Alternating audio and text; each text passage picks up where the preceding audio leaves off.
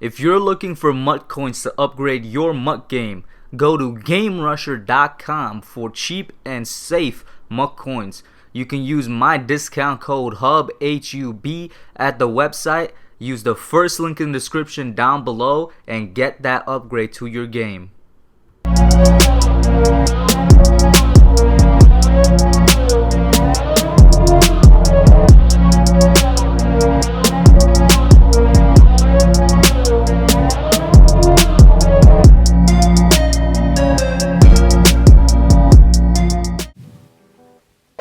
So before I say anything else, I want to make extremely clear that this game is on Daniel Jones's head. We lost this game because of mistakes that Daniel Jones made, and it wasn't even the interceptions that really killed this game for us, or the interception. I'm not even like, that's not what I'm more angry and disappointed at. It's the missed opportunities. I counted 4 deep passes that he completely overthrew or was just off the mark with, and each, every single one of those could end up as a touchdown. All we needed was one. One of them was a sure thing, Slayton in the end zone. That was the second one he overthrew. Slayton was open in the end zone. Could not hit him. Could not hit the deep ball last night. So I just want to say that don't get anything misconstrued. Well, we did lose that game because of Daniel Jones. So like here are kind of, I guess you could say, my raw, unedited, just thoughts about everything. The Buccaneers game, Daniel Jones, the offseason and draft, everything, right? So, no, I'm not giving up on Daniel Jones yet. And before you click off, just hear me out. Just, before you click off the video, just listen to what I got to say. I literally just said he cost us the game. I recognize that if this man could just do what he did the past couple of weeks, which is keep us in games, we would have won this game. But that's why I haven't given up on him just yet, but I am this close. I don't know if my camera can pick this up. I'm like this close. I'm this close to giving up on Daniel Jones. Just one. Honestly, all I need is one more game where it's like I just see the mistakes again, and I'm probably done on him. But the reason I'm not done on him yet, and then I'm gonna get into the criticisms, is because he's kept us in games. For about 5 or 6 games out of the 8 we've played this year, Daniel Jones is the reason we were even in it. You know what I'm saying? You think about Steelers, Chicago, Rams, Cowboys, Eagles. Definitely Eagles. You could take out Rams if you want because the interception in the end, guess what? Replace it with Washington. For about 5 or 6 of the games we played this year, it was Daniel Jones that kept us in the games because the offense has been terrible. And it was everybody else around him that, their mistakes is what failed us, and their mistakes is what ultimately made us lose the games. Of course, the ultimate example of that is Evan Ingram in the Eagles game, but you could think about any game, man. Chicago, every wide receiver was dropping passes. You could think about Rams, nobody was getting open. You know what I'm saying? All the times the offensive line failed us, and the offensive line did fail us last night towards the end of the game as well. But by that point, when they were getting tired and when they were getting run over, the interceptions already happened, the overthrows already happened, so it's like, can you even put it on them? And I just want to say, I do commend Jason Garrett.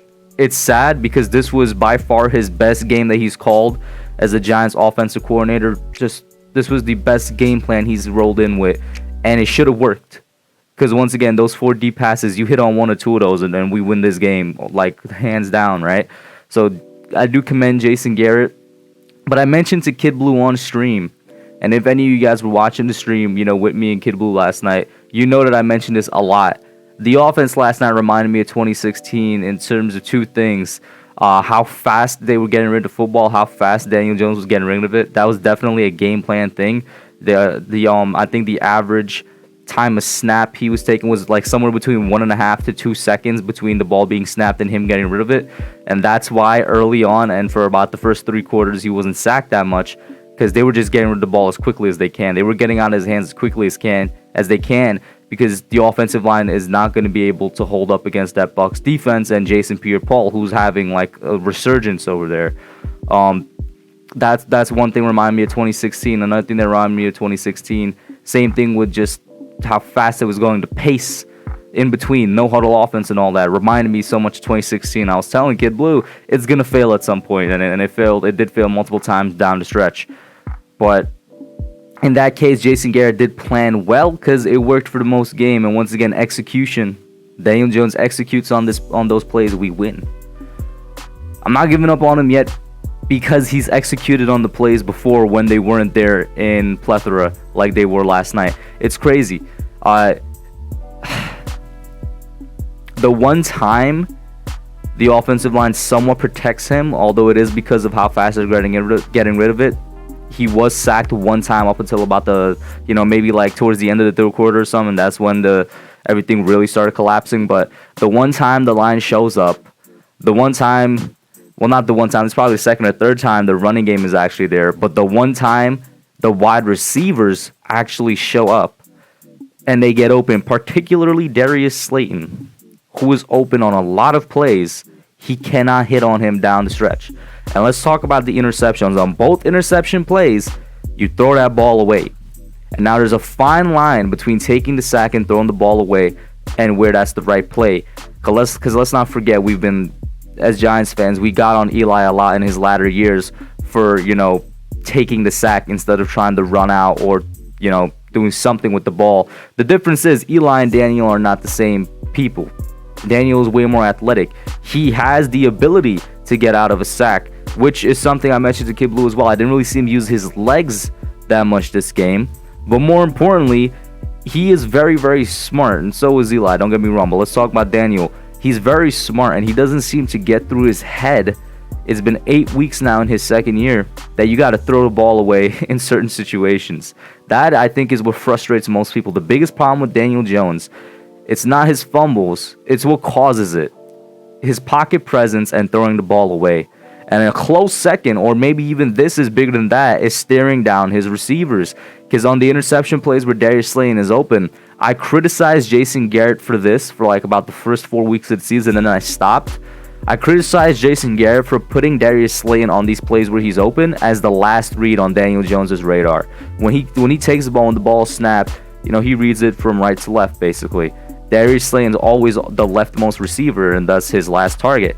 I criticized Garrett the first 4 weeks for that because I'm like, Darius Slayton should be his first target. I stopped criticizing him because at that point, Daniel Jones should realize, all right, in certain play designs like this, Slayton is my last target. Maybe he is open over there. Maybe I should just quickly glance over or whatnot. He should realize that and try to get the ball to him. And B, because maybe that's what's allowed Darius Slayton to get open in the first place, the fact that he's the last read. But then C, because Daniel Jones is staring down his first read, and he does this a lot. I don't know how it's not fixed by now. This is something that should have been fixed last year. He stares down his first read so hard, it is what causes the interceptions. And not only that, because he's staring down his receivers so hard, that's another reason I stopped criticizing Garrett on Slayton being his last read. Because even if he's his last read, the fact that Jones is looking at only his number one target, he's not going through his progressions. He is not making the reason. He's not shifting his eyesight over to the other side of the field to deliver the ball to a Slayton. You know what I'm saying? So, like, these are the problems I see with Daniel Jones. He's not improving. And it's all mental aspects of the game, which confuses me to no end. Because he's a smart dude. And he's got a smart coach with him. He has Jason Garrett, who took Tony Romo, an undrafted quarterback, and made him into a really, really good, potentially great quarterback in his prime. Tony Romo, we say it all the time. Tony Romo with the teams that Dak Prescott had is winning a Super Bowl. And speaking of Dak Prescott, Jason Garrett is the guy that took Dak Prescott, a 4th-round pick, and made him into one of the best quarterbacks in the NFL right now. Unfortunately, Dak is out with the injury. Before he went out, he was like, what, was he the passing leader in the league? I know he was last year. So it's confusing me to no end. Those are the things that he's not improving on, and that's what's making me lose faith in him. I'm slowly losing faith because you don't throw the ball when you're supposed to. You don't go through your progressions. And you seem to have zero pocket awareness, which just makes no sense. But the one thing that's holding me on is when we do see the flashes. Because you do see flashes of him potentially being great. You see flashes of him being a good franchise quarterback. And those flashes are what have kept us in, once again, 5 or 6 out of the 8 games we played so far this week. but it's not going to be enough if you can't be more consistent with it. So, like, my final take on the thing is, like, if you want a new quarterback as a Giants fan, and I'm speaking as a Giants fan to Giants fans right now, that's fine. But please do not take a quarterback this year, because you're going to be making the same mistake that the Giants made with Daniel Jones. And that mistake was they took him too early. They took a quarterback in general too early. What I mean by that is, fix the team first and finish building a solid foundation first, a stable one before you bring in a quarterback. That defense is simply amazing. Every time I say to myself, they're going to get figured out, they're going to come down, they're not going to continue being so good because of the injuries. Like, weeks and weeks go by and we get more and more injured on the defense. Weeks and weeks go by, more teams have more tape to look at and figure out Patrick Graham, and they come out and they just surprise me and they say, no, we're still going to be good. I mean, we're talking about Cam Brown and Carter Coughlin as, you know, our best pass rushers on the team right now, and they're getting it done. Shout out to this Giants defense. We know what we need. We still need a legitimate number one pass rusher. Don't let them fool you. We still need a legitimate number one pass rusher, and we still need a cornerback to play besides James Bradbury. Get that in the draft. This defense is elite. It's elite for like the next 3 or 4 years. And then nothing's getting past it. More importantly, just continue to fix the offense. Don't let last night fool you from the fact that it was probably the only night that our wide receivers were getting open. We still need a number one target. Get Jamar Chase in the draft or Jalen Waddle in the draft. Maybe if you trade back and get some more draft assets. Get a number one weapon in the wide receiver core or just the receiving weapons in general, and figure out whatever's going on with the offensive line. And once you cover those 3 things, you know, the 2 on the offense and the 1 or 2 on the defense, those 3-4 things, then you bring in your quarterback, which would be 2022. You bring in a quarterback now, they're going to fail. So don't make the same mistake you did with Daniel, because when we brought him in, he didn't have it, and he still doesn't have what I just described, which is why we're still looking to fix those spots. So if you're getting your quarterback, fine. As a Giants fan, you want one, fine. But recognize, yeah, you should probably get it in 2022, not 2021. Because if Trevor Lawrence is what everybody says he is, you know, if he translates like that, like Burrow did or like Burrow is doing right now, that's great. You could take the chance on him and bring him in. But the fact of the matter is, despite as bad as this team is, we're not worse than the Jets, and they're probably going to get that pick and take Lawrence. So don't take Fields, don't take Lance. Continue to fix the team and take your quarterback the year after that. That's just my thoughts on the situation. But let me know what you guys think. You know what I'm saying? Put your comments down below and whatnot. Would love to get some sort of convo going here, but that's it for now. I'm out. Merch check. Get your merch down below. I'm out. Thanks for watching. Don't forget to like, comment, subscribe, and share. I'll catch y'all in the next one.